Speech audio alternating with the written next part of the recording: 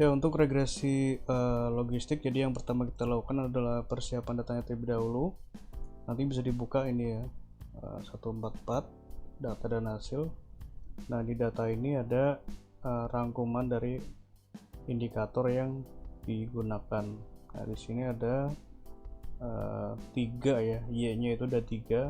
Pertama itu adalah status gizi TB per U, kemudian ada status gizi PB per U, dan yang ketiga ini ada infeksi ya. Namun infeksi di sini masuk juga sebagai variabel independen.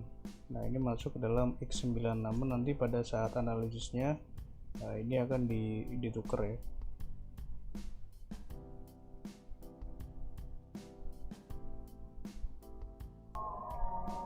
Nah, jadi untuk karena ini menggunakan regresi logistik ya, jadi Y2 yang status gizi BB per U.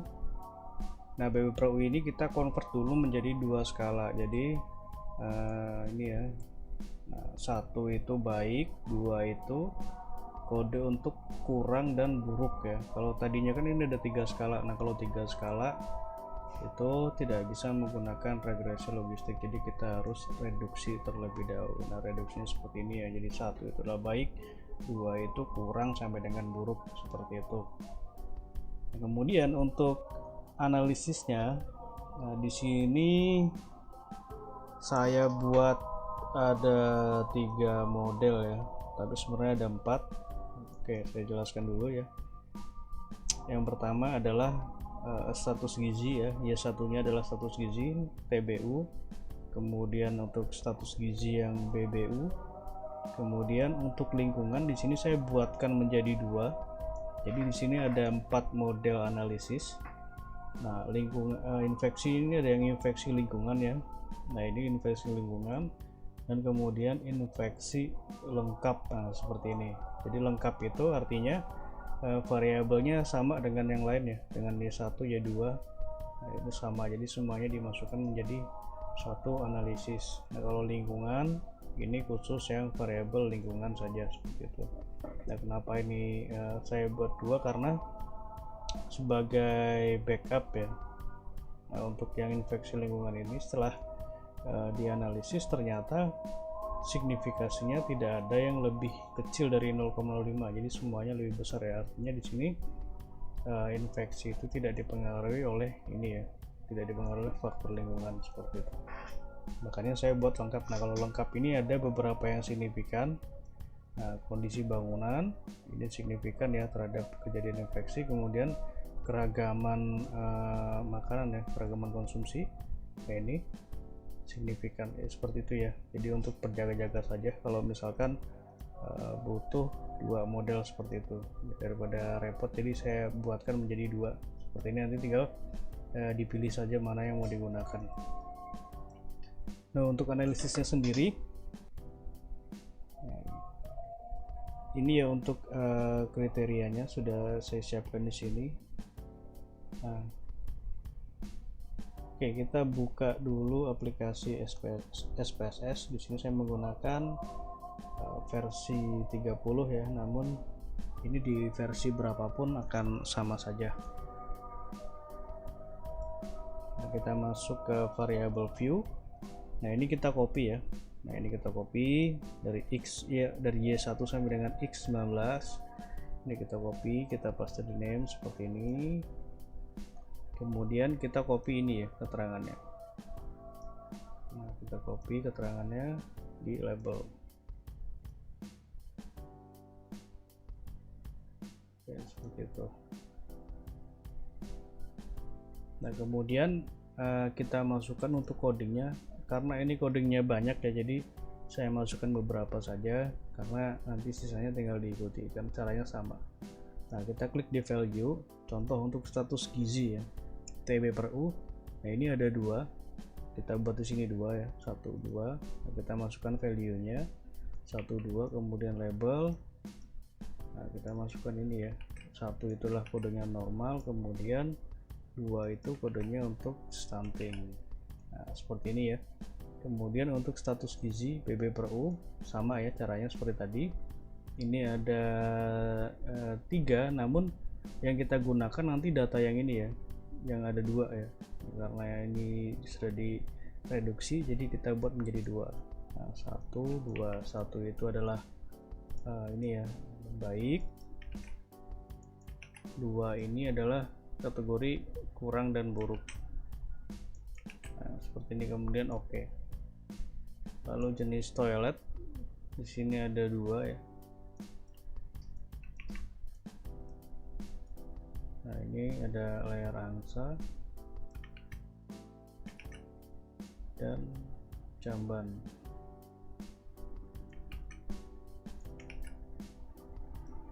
Nah, seperti itu ya, dan seterusnya nanti tinggal diulang saja prosesnya. Nah, untuk lebih cepatnya saya bukakan data yang sudah dikodingkan. Nah, nanti kalau yang sudah dikodingkan seperti ini ya bentuknya. Nah, ini sudah dimasukkan semua.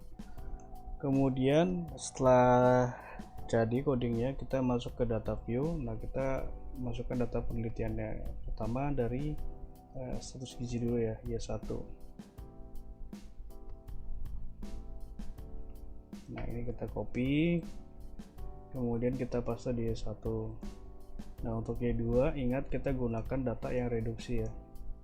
Nah, ini kita copy, kita paste di sini. Kemudian untuk selanjutnya kita bisa blok. Nah, seperti ini ya, kita bisa blok, copy, lalu kita paste di sini. Nah, seperti ini nanti hasilnya ya. Nah, kemudian setelah seperti ini bisa kita lakukan analisis. Jadi kita lakukan analisis ke Y1 dulu, yang status gizi TB/U. Caranya seperti ini. Klik analyze, kemudian kita pilih menu ini ya, regression, binary logistik. Nah, kita masukkan ya, status gizi ya, TB/U atau Y1 ke dependent, kemudian kita masukkan dari X1 sampai dengan X19, kita blok saja seperti ini, kita masukkan ke covariate. Nah, seperti ini ya. Kemudian kita klik option.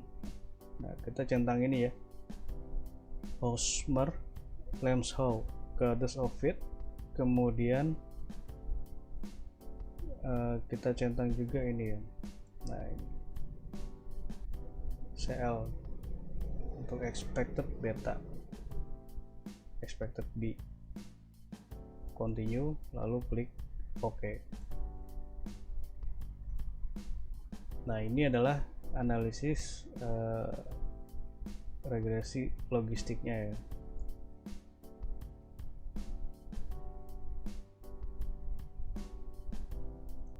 Kita coba interpretasikan. Jadi yang pertama kita lihat di sini adalah ini cara interpretasinya sama ya ke semua tabel, ke semua pengujian Y.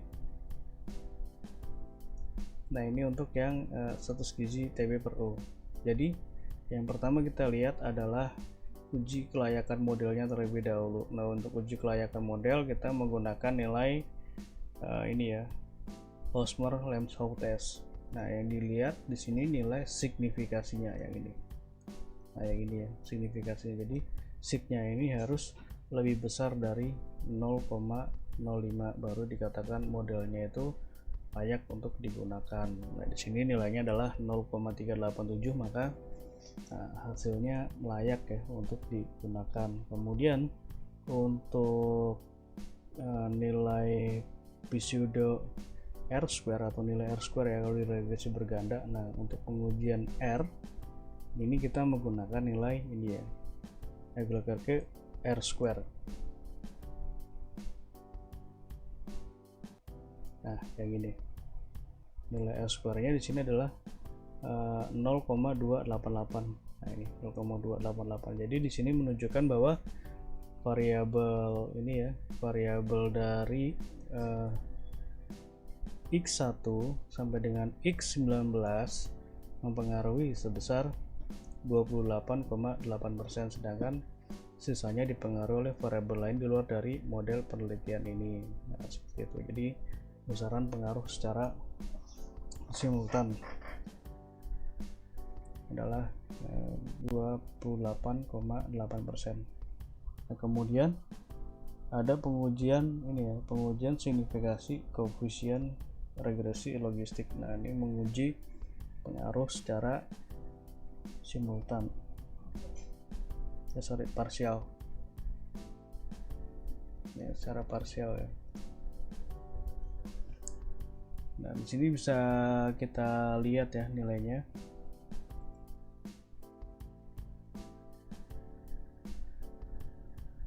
Nah, yang digunakan ini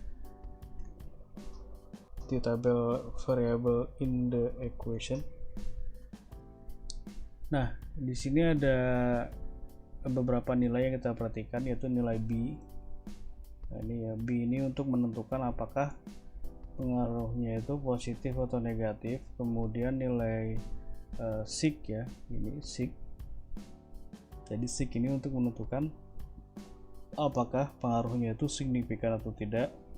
Kemudian expected B atau XPB ya, itu kita melihat mana variabel yang paling dominan ya, atau yang menjadi prioritas dalam penelitian ini, khususnya untuk penelitian status gizi TB/PRU. Jadi yang memiliki rating yang pengaruhnya paling besar sampai dengan yang paling rendah, seperti itu.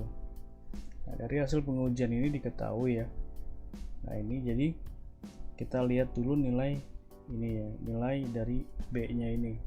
Contoh untuk cuci tangan pakai sabun. Nah, cuci tangan ini nilainya adalah 0,032. Nah, ini pengaruhnya positif. Namun sig-nya lebih besar dari 0,05, maka tidak signifikan. Nah, pada pengujian regresi logistik ini kita fokuskan pada variabel yang signifikan saja. Jadi yang tidak signifikan nanti masuk sebagai bukan merupakan faktor yang penting ya. Nah, ini bukan merupakan faktor yang penting dalam penelitian ini. Nah, untuk menentukan mana yang pengaruhnya itu paling besar, kita lihat nilai expected B-nya. Jadi expected B ini kita lihat mana yang paling besar, kemudian sig-nya harus lebih kecil dari 0,5. Jadi walaupun ini ya, XP-nya ini besar, tapi kalau sig-nya itu tidak signifikan, maka itu tidak masuk ke dalam pengaruh ya, variabel yang berpengaruh. Nah, kita lihat untuk ventilasi di sini nilainya adalah 1,081. Nah, ini pengaruhnya positif ya. Kemudian nilai signifikasinya adalah 0,015. Nah, expected B-nya, XP-nya ya, nilainya adalah 2,949. Nah, kita lihat di sini ya. Jadi nilainya ini paling besar dibandingkan dengan nilai beta expected beta yang lainnya. Maka pada penelitian ini ya, pada penelitian status gizi TB/PRU diketahui bahwa ventilasi merupakan faktor yang paling berpengaruh ke satu, atau faktor utama yang paling berpengaruh pada status gizi. Nah, kemudian yang kedua di sini ada tinggi badan ayah, ketiga itu adalah sumber air minum, yang keempat adalah pendapatan keluarga. Nah, seperti ini ya. Kemudian untuk yang Y2 caranya sama ya, seperti tadi, tinggal diulang saja. Analyze, kemudian regresi ya, regression dari logistik. Nah, kita keluarkan ini ya, kita masukkan yang Y2. Nah, seperti ini, lalu klik OK. Nah, ini hasilnya ya, jadi sama seperti tadi. Nah, ini tinggal nanti dilihat mana yang memiliki grade yang tertinggi pengaruhnya sampai dengan yang faktor yang paling rendah. Nah, kita lihat untuk yang Y2 ya, status gizi BB/U. Nah, yang memiliki nilai prioritas tertinggi di sini adalah pendapatan keluarga ya. Nah, ini pendapatan keluarga merupakan faktor yang berpengaruh ke satu yang paling dominan ya, karena nilai XPB nya ini sebesar ini 19,776. Nah ini jadi status gizi itu juga dipengaruhi ya, merupakan faktor terbesarnya itu adalah pendapatan keluarga, seperti itu. Nah untuk yang lingkungan ya, infeksi lingkungan caranya sama seperti tadi, analyze, regression, kemudian binary logistik. Nah ini kita keluarkan dulu X9 kita ini ya, X9 itu adalah ini X9 kode infeksi, jadi infeksinya kita keluarkan, kemudian infeksi kita masukkan ke dependent karena ini akan menjadi variable dependent. Oke, nah kita langsung klik OK saja. Nah ini merupakan yang lengkap ya, yang saya jelaskan tadi di awal. Nah infeksi yang lengkap, nah ini infeksi yang lengkap. Nah kalau infeksi lingkungan diulang lagi pengujiannya seperti tadi, nah, analyze, kemudian regression, binary logistik. Ini tetap ya, infeksi tetap. Nah kita lihat di sini untuk pengkodeannya. Jadi pengkodean ini saya urutkan berdasarkan ini ya, berdasarkan dari file yang ada di Word dari pengujian G-square. Tapi kalau urutan ini sebenarnya tidak masalah ya, nah, kalau ketukar juga nilainya akan sama saja.